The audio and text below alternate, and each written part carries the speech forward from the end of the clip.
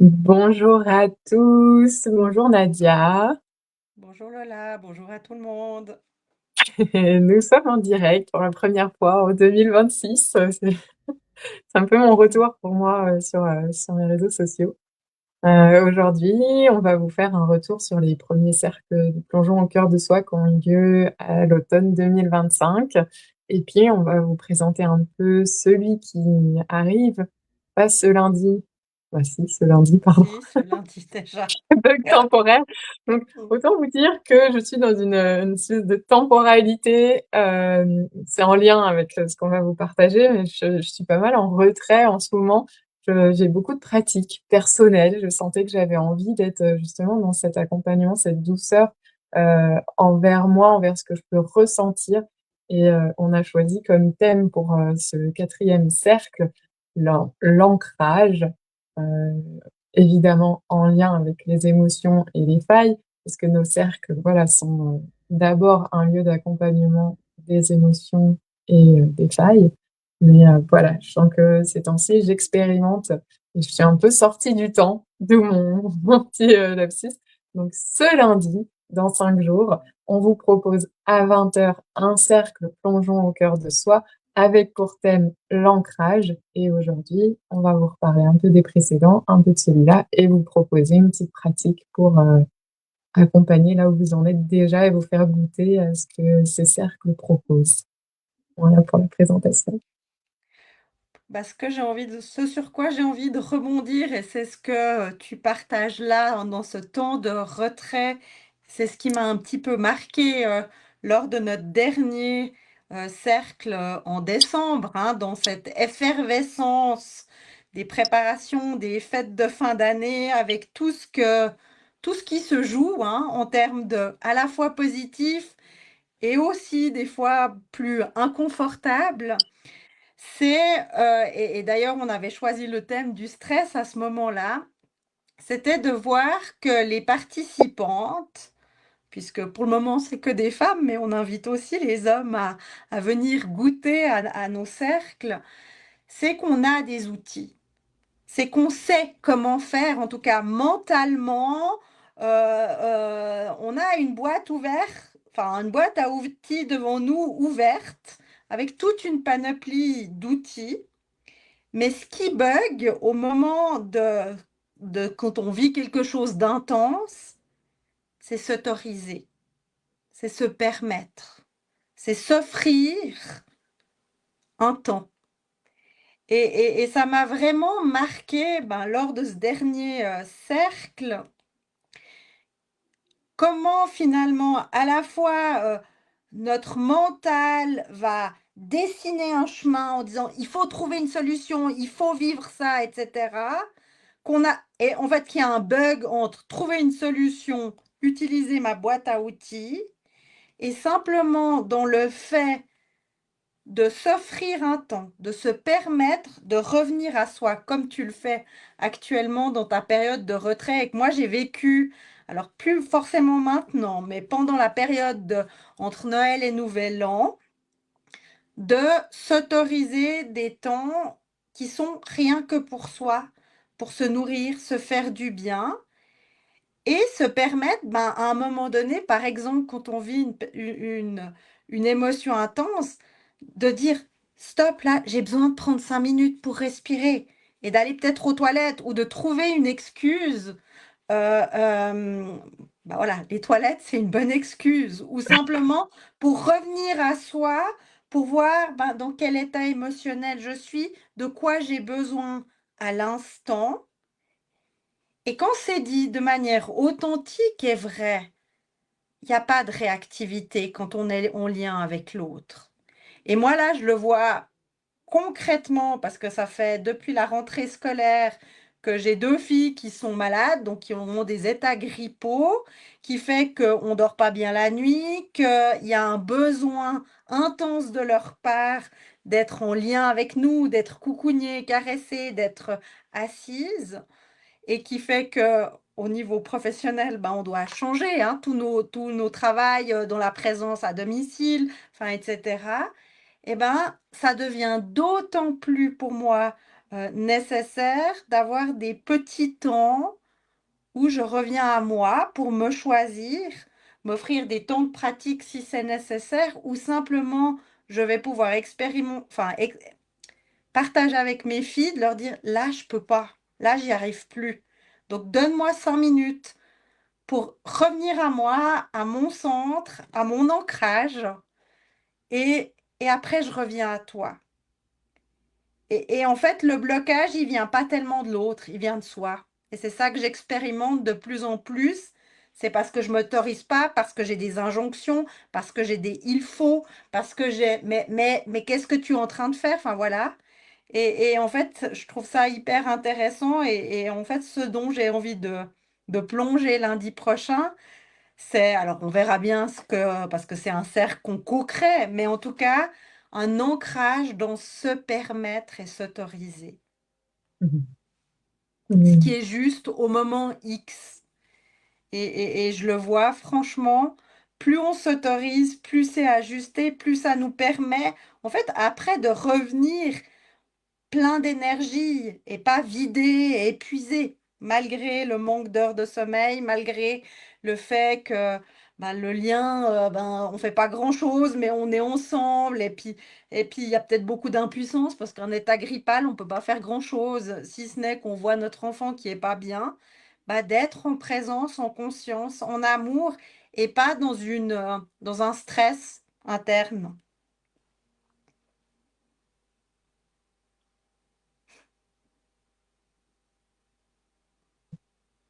Si, quand je pense ancrage, je pense à au moins trois types d'ancrage. C'est un mot qu'on entend beaucoup depuis une dizaine d'années et chacun va avoir un peu sa technique et sa sauce sur la question.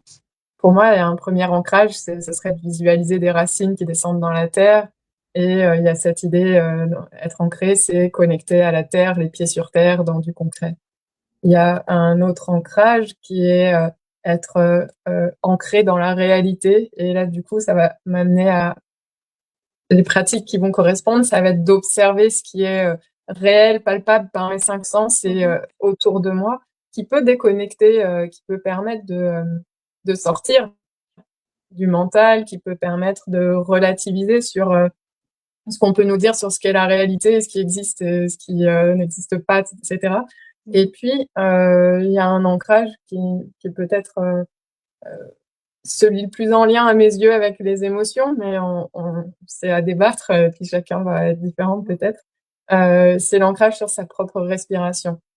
Moi, mhm, quand je reviens à ma respiration, j'ai l'impression du coup d'être dans mon monde et en même temps dans cette version palpable, factuelle de mon monde. Donc il y a comme un mélange. Je vais pas chercher dans la terre, même si ça va venir naturellement, hein. Forcément, quand je reprends conscience, je repose mon attention, ma présence et ma conscience sur ma respiration, là où elle en est, en pleine conscience, du coup, sans chercher à contrôler, à modifier ou à agir dessus.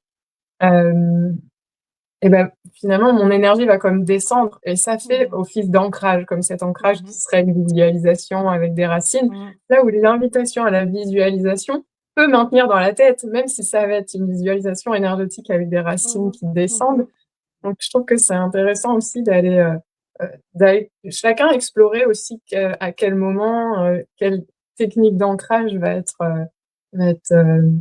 utile, efficace. Je pense que c'est ça mon critère, c'est que ça fonctionne oui. pour voilà nous retrouver dans cet apaisement et cet endroit où du coup on est en mesure de ne pas réagir. J'entendais un peu ça dans tes Mhm, propos. Euh, et je crois que notre respiration, elle va nous donner cet espace en fait, se reconnecter mhm, à notre respiration. Moi, ce que j'ai pu observer, c'est que quand naturellement, sans chercher à la contrôler ou à la modifier, quand je pose mon attention dessus, finalement, d'elle-même, elle a ça lui crée comme un espace pour pouvoir prendre plus de place, pour pouvoir redescendre, revenir à une respiration donc plus ventrale, plus abdominale, qui est celle du bébé qui est en sécurité. Et on entend dans le mot sécurité, mhm, l'ancrage est aussi relié à cette notion de sécurité. Et puis tu disais, ça va être le besoin de tes enfants quand elles sont en état grippal, mais c'est le besoin, notre besoin à mhm. tous. Parce que, on le disait, on est souvent en ce moment, euh, de par l'extérieur, de par certaines situations extérieures, amené à douter de notre sécurité. Mhm. Et du coup, voilà, il y a ces pratiques-là, et tu disais, il y a euh, est-ce qu'on va aller dans le cercle lundi selon les personnes qui seront là, chercher, observer peut-être quelles émotions ça génère, euh, de s'autoriser ou de ne pas s'autoriser, de se permettre ou de ne pas se permettre, Mhm. à quel endroit ça vient nous chercher, de ne Oui. pas s'offrir ces temps-là où simplement on va pouvoir respirer. Et je pense que ensuite, c'est des pratiques et des techniques, de la discipline quelque part. C'est un muscle, c'est-à-dire que plus on va apprendre à respirer, et plus on pourra continuer de respirer grand, Mhm. même dans les situations où peut-être à un moment c'était plus confrontant ou plus oppressant, ou qui pouvait faire remonter ou rétrécir ou accélérer notre rythme respiratoire. Alors, pour moi, il y a deux éléments qui font écho à ce que tu partages. Alors, il y a le mouvement de la respiration, mais je trouve que c'est pas toujours simple, hein, quand on est hyper stressé, enfin, en tout cas, je vois aussi avec les enfants, quand moi j'amène en tout cas cette technique, il y aura peut-être des fois une tendance à l'hyperventilation, donc c'est compliqué, mais en tout cas, c'est de revenir, non, mais revenir au corps, aux sensations du corps. Et comme tu dis, ben, parfois de passer d'abord par les cinq sens, de se donner voilà, cinq choses qu'on voit, cinq choses qu'on peut entendre, peut-être comment ça goûte à l'intérieur de soi, des odeurs, et puis dans les sensations du corps. Et en tout cas, c'est vrai que avec les personnes que j'accompagne parfois, d'aller d'abord dans cette respiration, ça peut créer, enfin, une certaine anxiété supplémentaire. Donc des Mmh. fois, enfin, l'ancrage, il n'y a pas que la respiration, mais c'est d'aller dans le corps. Ok, c'est où que c'est tendu, c'est où que c'est... Parce que c'est pas partout tendu. Où il y a peut-être un peu d'espace, un peu des choses comme ça, puis de pouvoir déjà nommer là-dessus. Mmh. Et l'autre élément, alors je l'ai perdu maintenant, mais c'est pas grave, ça reviendra au moment juste. C'est ah oui, euh, euh, c'est peut-être aussi de se dire, parce que pour moi, dans ancrage, ça joue avec son contraire qui serait le déséquilibre ou le désancrage. Je ne sais pas si ça existe, mais en tout cas, moi, je le relie avec le déséquilibre. Et c'est d'accepter et d'accueillir que dans notre humanité, on vit des phases de déséquilibre. Pour pouvoir faire notre prochain pas, hein, sur la Terre, il y a un moment donné où on est en déséquilibre. Regardez un enfant quand il apprend à marcher, enfin, voilà, dans cette, en fait, l'instabilité.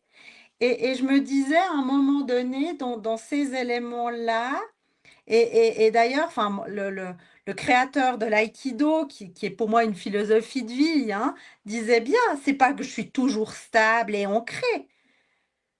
Je perçois mon instabilité, le fait que je sois en déséquilibre, et ceci me permet de revenir dans un nouvel état d'équilibre. Donc c'est peut-être aussi dans cette notion, enfin pour moi, de foi, de confiance, ben oui, je vis aujourd'hui un état de déséquilibre ou un moment, en fait c'est même pas un moment de déséquilibre, mais je sais que quelque chose dans l'élan de vie, dans l'élan d'évolution, ça va amener dans un nouvel équilibre. Et c'est de jouer dans ces jeux-là qu'en fait, on va pas être tout le temps dans un moment de stabilité qui tient. euh, Parce que, en fait, quand on est dans un ancrage qui serait à un moment donné tel, enfin dans l'extrême, où on serait dans l'extrême, en fait, ça amène de la rigidité. Et si vous faites une poussée comme en aïkido, il tombe, hein, la personne. Et Mhm. en fait, dans cet ancrage, il y a aussi cette notion de fluidité, de perdre pied, et je reviens. Et ça, enfin, pour moi, elle est aussi importante. On n'a pas tout le temps à être là-dedans. Et notamment ces moments de repos, de retrait, de régénération par le sommeil, ou se donner le droit de s'extraire de la situation pour relâcher, bah, est tout aussi nécessaire que le fait de la pratique qui va nous ramener cet ancrage-là. Mmh. Donc il y a un mouvement naturel pour moi aussi. Oui, ouais, je trouve ça très juste, ça me parle beaucoup et j'entends à la fois que c'est les cycles de la vie, hein, dedans, dehors, c'est naturel de perdre Mhm. l'équilibre et heu, c'est le propre du vivant, en fait, hein, tout Oui. change et c'est, la permanence de l'impermanence et donc j'entends mon souhait, c'est de pouvoir être de plus en plus stable, de Mhm. pouvoir rester sur sa planche et continuer de surfer et en même temps, ça fait partie,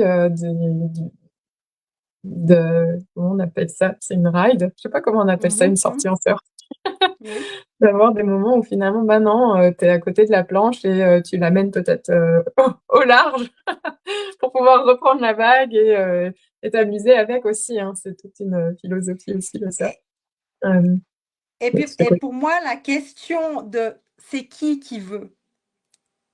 oui. C'est qui veut? C'est ici que c'est veut. C'est notre mental, c'est une partie de notre ego qui veut arriver à un endroit fixe et que ça reste pour toujours comme ça parce que c'est tellement confortable. Mais si on se reconnecte à notre part de mental qui est alignée au cycle de la vie, au cycle de la Terre, de l'univers, est-ce qu'il veut être là? Bah moi là, si m'y connecte, elle me dit: «Non, mais qu'est-ce que ce serait chiant, mais qu'est-ce que ce serait ennuyeux! Non, toi, tu as envie, enfin, d'expérimenter, de faire et de découvrir la sagesse, la quintessence du moment aussi, voilà, et ça bouge. Mmh. Et je pense que dans l'ancrage, c'est peut-être aussi de voir ces différentes parts de soi, celles qui veulent, enfin, voilà, dans ce Ouais. contrôle, dans cette rigidité, qui veulent arriver à tout prix. Et de nouveau, c'est simplement une part de nous qui a reçu ces informations qui ont été très utiles à un moment donné, mais qui peuvent aujourd'hui, enfin, lâcher donc ces référentiels qu'on a acquis, hein, et ben, de permettre de les réactualiser et de Heu, les accueillir dans là où elles sont, hein, parce qu'en fait, c'est OK. Oui, il y a des moments où j'aimerais que ça soit comme ça, carré, parce que ça me rassure, parce que ça me fait du bien, et puis parce que j'ai envie, enfin, d'être un bout la personne qui gère, quoi.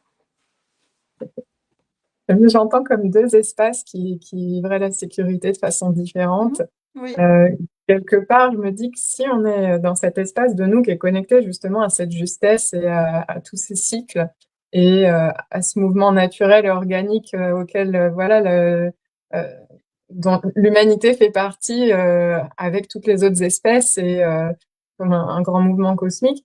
À mes yeux, quand on est connecté à ça et ben, finalement, on n'aura pas cette peur, on va pas être insécurisé puisqu'on va être dans Mhm. ce truc un peu Mhm. protégé, un peu, on sort de ces notions-là et quelque part, c'est comme si l'ancrage va nous reconnecter à ces dimensions-là, va nous remettre: Mhm. «Ah mince, là, j'étais repartie dans l'identification Mhm. et le petit rôle, le jeu de la 3D, de cette vie actuelle et j'oublie que, voilà, je fais Mhm. partie de j'ai un corps et des cellules et je fais partie d'un organisme où, voilà, on va tous ensemble dans une certaine direction qu'on co-construit, mais en même temps, dont on est finalement, très peu maître quand même, Mhm. en tout cas au niveau individuel. Hem et tu me disais, hein, on avait une conversation sur ça, sur justement ce que peut être l'ancrage. Toi, tu Mhm. m'expliquais que voilà, l'ancrage va t'amener, une certaine humilité et en même temps, un certain abandon, Je trouvais ça fort. Tu t'en remets finalement à ce truc-là et tu lui accordes comme ta confiance en fait, hein. Bah, c'est ce que je disais, c'est que pour moi, en tout cas, une des notions qui est très compliquée, enfin, et là, bah voilà, je vous partage en toute vulnérabilité, c'est quand je me sens impuissante. Donc, dans ce sentiment d'impuissance, bah, si on fait les deux éléments comme on vous les a donnés, la part identifiée 3D, ben, en fait, elle est démunie, elle sait pas quoi faire, c'est la merde, ça commence à se faire plein de scénarios, mais de toute façon, je suis nulle, je vais pas trouver la solution parce que en fait, plus il y a un brouillard mental et plus il y a quelque chose à faire. Et voilà, et puis ça part dans tous les sens. En tout cas, ma manière de faire, c'est assez enfin voilà, je dois trouver une solution, et, mais au moment où je m'en rends compte et que j'accueille cette partie-là qui est démunie, qui est complètement, bah, qui part dans tous les sens, qui est dans un stress immense, et de me dire, ok, je m'en remets au plan divin, à mon âme qui a choisi de faire cette expérience-là. Et je sais qu'il y a une solution. Je ne sais pas laquelle pour le moment, mais je me laisse transformer, je me laisse imprégner dans une présence totale. Bah là, enfin voilà, même là, en fait, ça amène de l'espace. Déjà, ça coupe ce mental qui blabla, trouver une Bah non, peut-être qu'il n'y a pas de solution. Mais est-ce que je peux être dans cet inconfort-là? Et en fait, ça m'amène aussi sur le fait que j'oublie mes propres ressources intérieures, mes ressources dans lesquelles on est tous connectés, que ce soit la confiance, la valeur de soi, peut-être de l'écoute. Et en fait, il y a un bout dans l'impuissance, c'est que je sais que je veux aller peut-être aussi plus loin, parce que c'est souvent en lien avec quelqu'un, hein, ou quelque chose. Donc, il y a un niveau de revenir vers moi, qu'est-ce qui est dans ma responsabilité? Donc, qu'est-ce que je peux faire, assumer, changer dans ma perspective où je ne suis pas en attente de l'autre, enfin, etc. Et en fait, ça me reconnecte à mes ressources intérieures et au fait de mon autorité personnelle. Mais il y a besoin souvent de vivre ce mécanisme, parce que jusqu'alors, c'était effectivement enfermé, emprisonné dans ce petit personnage. Puis celui-là, il gigote dans tous les sens. Enfin, je veux dire, c'est une vraie marionnette. Ben, de revenir à plus grand et en fait de gentiment voir toutes les manières qu'il y a, que ce soit en termes de croyances, que ce soit en termes de schémas émotionnels, etc., pour redevenir dans une certaine maîtrise. Et effectivement, ben, c'est s'abandonner à plus grand, s'abandonner à sa multidimensionnalité, c'est ça, enfin, c'est accepter de ne pas savoir. Et puis à ce moment-là, quand il y a ce lâcher prise, eh ben, c'est hallucinant parce qu'il y a des solutions qui émergent. Parce que jusqu'alors, il y avait une lutte. Il y avait une lutte sur ce qui était. Et là, ça l'est plus. Et en fait, il y a bah, tout à coup des choses hallucinantes, des synchronicités, ou tout à coup une idée, une inspiration, une intuition qui vient, et puis qui est celle connectée. Et en fait, je trouve ça hyper beau d'aller ressentir cet inconfort enfin pour moi, qui est le plus difficile et le plus inconfortable. Et aujourd'hui, ben en fait, voilà, je peux vous le partager, ce bout de chemin. Parfois, je tombe dedans, mais à un moment donné, il y a quelque chose qui s'ouvre, ou des fois, c'est après coup que j'ai vu l'inconfort complet, puis de me dire, oh là là, bah ouais, mais en fait, ça a permis de déconstruire les schémas de ce petit personnage et de prendre conscience là où il a encore besoin d'amour, il a besoin d'être accueilli, et il y a de moins en moins de jugement ou de critique ou de culpabilité. Ouais. J'entends, à mes yeux, c'est comme si on remettait de la vie dans l'état émotionnel. Mmh. C'est-à-dire que, pour moi, notre maturité émotionnelle, elle s'arrête, au moment où on s'autorise plus à vivre nos émotions, où on met des couvercles, où on fige, on coince, on bloque à l'intérieur. Et là, quand on décide de rouvrir et de refaire confiance, quelque part, on va comme s'autoriser de nouveau, hein, c'est un mot qui est Mmh. fort et Mmh. qui, je trouve très proche de l'autorité, s'autoriser, Oui, cette oui, en autorité, plus. hem Mmh. de s'autoriser du coup à ressentir, autoriser la vie à nous retraverser. Et là, pour moi, à ce moment-là, la maturité émotionnelle peut reprendre son cours Mmh. normal. Je pense que Mmh. nos corps sont prévus pour, Mmh. avoir un processus de maturation naturelle de notre, affectivité, de notre émotivité et qu'on est resté coincé à, je pense la petite enfance, parfois l'adolescence, ça Ouais. dépend des personnes. On a rouvert sur certaines émotions et pas Mmh. d'autres. On s'est autorisé la colère, pas la tristesse, certains la peur, d'autres voilà, on n'est pas tous au même endroit sur les différentes émotions. Et là, d'un coup, c'est ce qu'on propose dans nos cercles, on va accompagner cette réouverture à notre maturité naturelle et Mmh. c'est par l'expérience qu'on va, voir où on en est et comment, cette, C'est maturation, ça. ce processus de maturité, heu, chemine, s'effectue, à travers Mmh. nous et les événements qui se présentent dans notre vie. Et je trouvais ça en plus hyper beau ce que je te partageais, le post de ce matin, et j'ai envie peut-être de vous le partager en termes de lecture pour, ouvrir des espaces, un autre espace. Et n'hésitez pas à nous commenter, hein, sur, vos ressentis, sur, peut-être des choses où vous avez pas la même vision que nous, et qui permet, enfin, encore d'enrichir nos réflexions. Là, nous vous on vous partage véritablement, notre expérience finalement, hein, et ce post, que j'ai vu, sur Instagram ce matin, disait: «Être spirituel, c'est pas être zen, c'est être vivant, vivante, brute, complet, complète. C'est aussi parfois crier, pleurer, aimer, poser des limites, douter, tomber et recommencer. Rien à voir avec être parfait, parfaite.» Et ça, enfin, pour moi, ça résume ce que c'est que d'être vivant. C'est pas d'être lisse et comme ça, là. Non, c'est de vivre pleinement et s'autoriser à vivre pleinement son émotion au moment où elle jaillit de notre être, en ayant une certaine maturité, de maîtrise, parce que, voilà, dans cette intensité que ça peut avoir. Mais à un moment donné, ces émotions-là sont des souffles de vie, et plus elles sont intenses et fortes, c'est parce qu'on les a pas écoutées avant,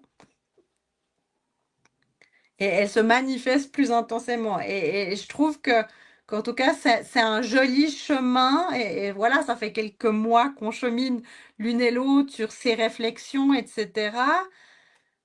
Bah, ça nous permet d'être authentique, et pour moi, enfin, ce cercle sur ces vulnérabilités, ces émotions, c'est comment on peut être authentique, et laisser la vie nous traverser au moment T. Moi, j'y ai trouvé aussi, je parlais d'autorité, j'aime aussi le terme de responsabilité, être capable Mmh. de répondre du coup à ses propres Mmh. besoins. Nos émotions viennent nous signifier de quoi on a Mmh. besoin, elles viennent nous parler de nos limites, viennent nous parler de nos valeurs, ce qui est important pour nous. Et quelque part, alors je suis d'accord avec toi qu'à un certain niveau d'intensité, ça peut être OK de remettre le petit couvercle et de trouver un Mmh. espace Ouais. pour aller, voilà, pouvoir l'observer un peu plus. Je pense que dans le lien, Heu, ça peut être important de voilà, savoir contenir un petit peu, voilà, ça va être propre à chaque situation et de toute façon, on fait toujours le meilleur choix et on fait toujours de notre mieux. C'est important de Mmh. garder en tête Mmh. ces phrases-là. Hem, quelque part,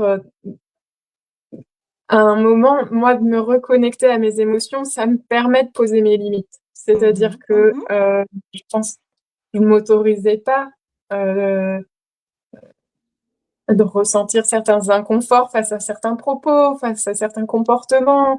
Il y avait des endroits où j'étais dans une certaine négociation avec moi-même et finalement moi-même je me sentais en insécurité par rapport à des parts de moi-même qui m'imposaient Mmh. ce silence ou cette continence. Mmh. Et il y a tout un processus de libération. Je pense notamment, on en parle au sujet du trauma, on va avoir nos systèmes qui vont passer, euh, qui vont peut-être rester euh, sur un mode figé. Je n'ai pas forcément le vocabulaire théorique dans ces approches-là, je l'ai expérimenté plus de l'intérieur personnellement. Euh, et réussir à accéder à la colère peut être une étape énorme pour Mmh. des personnes qui sont restées très longtemps dans ce qu'on va appeler être frisé ou figé. Oui. Euh, et je trouve que c'est aujourd'hui, du coup, c'est pas forcément les mêmes publics, hein, de s'adresser à des Mmh. personnes qui ont accès déjà à la colère et à des personnes qui ne se sont encore vraiment jamais autorisées à basculer dans la colère. Aujourd'hui, c'est des émotions qui peuvent être assez critiquées, en tout cas les comportements qui découlent de l'expression ou la forme que peut prendre l'expression de la colère. Ça fait partie de ce processus de maturité émotionnelle. C'est déjà une façon de sortir d'un espace traumatisé. Il y a effectivement des autorisations et évidemment des liens et des espaces où c'est plus facile, voilà, d'aller commencer à réouvrir et se réapprivoiser sa, son langage émotionnel. Et ce que je trouve assez intéressant parce que l'expérience que je fais en début d'année dans des médiations, c'est que les gens ont besoin d'exprimer leur désaccord. Alors dans un cadre qui est ajusté, puisque dans un cadre de médiation, on a un espace collaboratif qui est très semblable à ce qu'on vit dans notre cercle, mais d'oser exprimer face à l'autre son désaccord, sa colère, le sentiment d'injustice. Et je trouve hyper intéressant comment, de l'autre côté, on peut aussi accueillir le désaccord de l'autre sans que ça nous déséquilibre pleinement. Parce que c'est sa parole, c'est son, et sous une certaine forme d'impersonnalité, hein, enfin, que ça soit impersonnel, cette colère. Et là, ben, de l'autre côté, on avait des professionnels, médecins, où ils ont été, enfin, dans une certaine manière, mis à mal, hein, dans leur manière de, pas sur leurs compétences, mais sur la manière de communiquer, eh ben, ont eu cette capacité de rester et d'être un réceptacle de ce désaccord sans que ça attaque qui ils sont en termes de valeurs, de compétences, etc., mais ont pu accueillir la parole de l'autre. Et ça, c'est aussi le fait parce qu'ils se sont ancrés et que et qu'en partie, la parole de l'autre ne parle pas d'eux, tu vois? Et ça, je trouve ça Mm. super beau aussi dans cet élément de l'ancrage. Comment, quand on est face à un autre, on peut rester dans notre centre sans prendre toutes les choses, enfin, à l'intérieur de soi. Et ça, c'est peut-être aussi des éléments, on verra bien, hein, enfin, ce qui arrivera lundi, parce que comme on le dit, c'est co-créateur. Mais de pouvoir être dans un espace de paix quand on est en conflit ou en désaccord, ou que une certaine colère, elle était cadrée, hein, mais une colère assez vive, etc., ne fait pas que tu chaies complètement, quoi, et que tu deviens tout petit et recroquevillé, oulala, oulala. Non, ils étaient dans leur droitier. Ben, l'image qui me vient, c'est l'arbre qui, avec sa tempête, ben, va laisser ses branches. Alors, peut-être certaines branches sèches vont tomber, mais il ne se fait pas déraciner. Et ça, pour moi, c'est aussi une notion d'ancrage, dans la confiance en soi, en ses propres sources, en ce soutien inconditionnel de la terre et du ciel. Et qu'on n'a pas à tenir seulement de nous à nous-mêmes dans une estime de soi, enfin, pour moi qui est relié au chakra du plexus, mais que tous jouent ensemble. Et de nouveau, on reparle de fluidifier, de faire que la vie, elle circule en nous. Mm. Ça me fait penser à des relations où il pouvait y avoir une certaine toxicité. Je dis pas avec des personnes qui sont toxiques, hein, ni dans des cas de psychopathologie. Vraiment Mhm. où, voilà, c'est le lien du fait de retenir certaines informations, de pas être dans cette responsabilité de son émotivité, des messages que vont nous partager notre corps. On va, voilà, entretenir pour notre part de la relation, cette toxicité dans le lien, Mhm. là où quand on va être dans cette vulnérabilité, cette révélation de soi, évidemment, euh, à vous de saisir aussi à quels endroits vous êtes en sécurité ou non pour le faire. Mais parfois, moi, j'ai pu me rendre compte que finalement, avoir osé m'exprimer de façon un peu plus sonore, et ben, ça a retiré une part de la toxicité du lien qui aujourd'hui Mhm. me permet de me rendre compte que peut-être que je me sentais en insécurité et que c'était tant que je m'autorisais pas ces choses-là, peut-être réelles, mais en tout cas là, ça ne l'est plus du tout. Et le Mhm. lien est d'une autre richesse.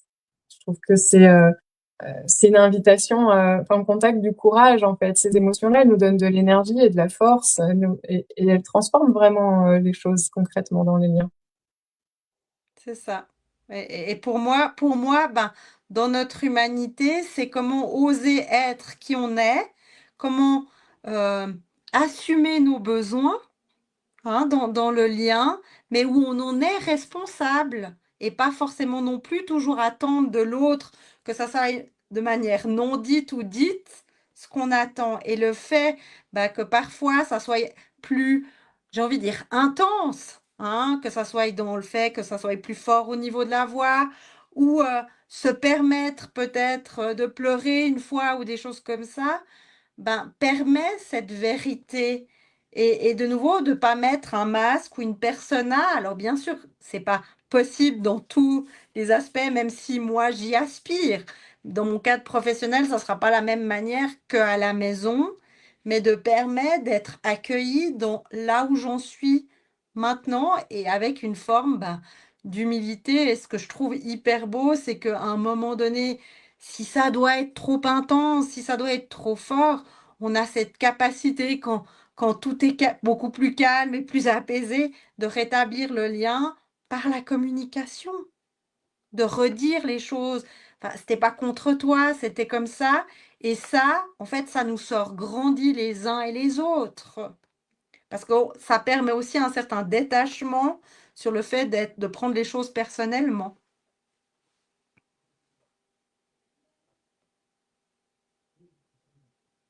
Je vois le On- l'heure arriver. Est-ce qu'on fait une minute de respiration ou tu voulais proposer autre Alors, chose? peut-être juste avant qu'on termine, peut-être pour arriver et terminer avec la pratique de la minute de revenir et de recentrage et de peut-être rassembler toutes les parts à l'extérieur de nous, de revenir en nous, on avait envie pour Ouais. que des personnes puissent expérimenter notre cercle. Si vous avez l'envie, l'élan, le souhait de commenter notre et de partager votre vécu, votre ressenti de notre live qu'on vient de faire. Parmi toutes les personnes qui auront commenté, on fera un tirage au sort pour que, on ne sait pas encore, une ou deux personnes, on verra, puissent participer gratuitement à notre cercle de plongeon lundi prochain. Donc voilà, on lance cette idée-là. À vous de prendre si ça vous parle ou pas. Mais en tout cas, on se réjouit véritablement de partager avec vous ce cercle qui est profond, qui est doux, qui est beau, qui est subtil, qui est parfois un peu plus sauvage et où on apprend à se connaître et à se découvrir. Voilà, là, je te laisse faire la pratique. Oui, j'aime bien cette touche. Mettez du jeu dans vos vies et de la chance, jouer avec la chance. Et, euh, et oui, un des mots qui me vient aussi pour notre cercle, c'est de toute façon respectueux et à l'écoute.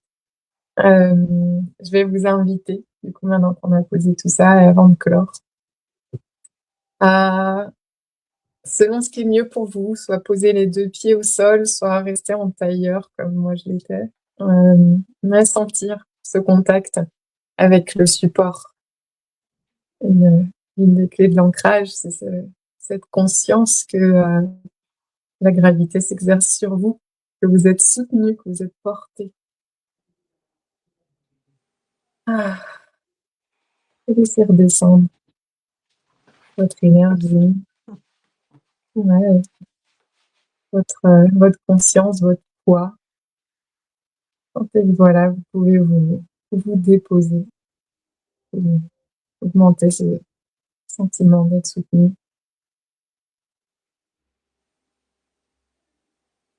Peut-être que vous pouvez commencer par porter votre attention sur le haut de la tête et puis sentir comme une vague ou un poids qui descend un peu votre crânienne, derrière vos yeux, et quand même le relâchement dans toutes les parties qui vont être contactées par cette vague. Les oreilles du nez, la bouche, la mâchoire, les oreilles. Ok, toutes ces parties de votre corps qui se détendent. Une vague de relâchement, de détente. Votre cou, votre gorge, votre nez se détendent. Relâchez toutes les tensions. Relâchez les tensions dans vos épaules, dans vos trapèzes, votre poitrine à l'avant, vos omoplates à l'arrière. Et cette vague qui descend dans vos bras, le bras droit, le bras gauche, jusqu'au coude, jusqu'au poignet, jusqu'au bout des doigts. Ah, accueillez les soupirs, les bâillements.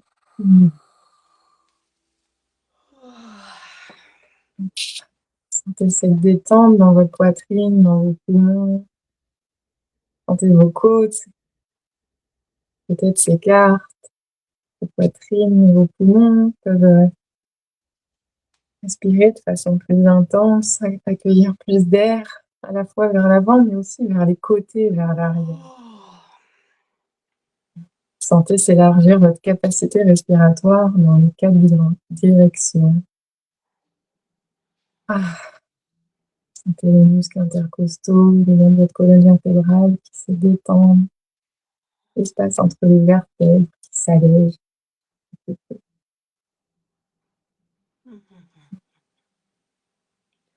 Descendez encore, accompagnez cette vague de relâchement et de détente dans vos organes, votre foie, votre estomac. Peut-être que vous commencez à avoir faim. Et la détente. Relâchez votre diaphragme, votre ventre. Lâchez vos intestins, sentez les lombaires. Commence aussi à se détendre, à se relâcher. Ah. À présent, vous pouvez être arrivé, cette vague de détente dans votre bassin. Sentez ce rôle que joue votre bassin dans votre stabilité, dans votre ancrage. C'est votre chaudron. Amenez de l'espace à l'intérieur de votre bassin. Relâchez, sentez se relâcher, se détendre toutes les tensions. Ah.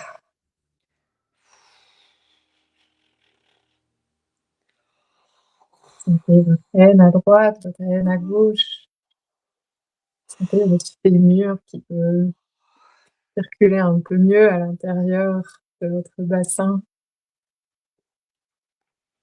Sentez votre cuisse à droite, votre cuisse à gauche qui se détend. Sentez le poids de votre corps qui se dépose. Vos genoux, vos mollets, vos tibias. Sentez la détente, le relâchement. Descendez tout votre corps jusqu'à vos chevilles, vos talons, votre plante des pieds, votre dessus des pieds, jusqu'au bout des orteils. Sentez la détente parcourir tout votre corps, du sommet du crâne jusqu'au bout des doigts, du sommet du crâne jusqu'au bout des pieds, et détendu et relâché. Vous êtes en sécurité, vous êtes totalement relâché. Ah.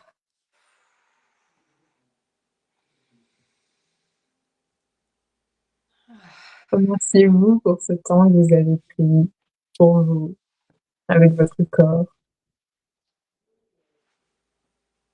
Ah. Prendre soin de vous. Quand c'est juste pour vous, vous pouvez remettre un peu de mouvement, vous pouvez ouvrir les yeux doucement. Remerciez votre corps. Vous pouvez le toucher, votre corps aime être touché. Vos genoux, vos pieds, voilà. Reprenez ce contact vivant directement dans votre sensorialité avec votre corps. Ah. Merci.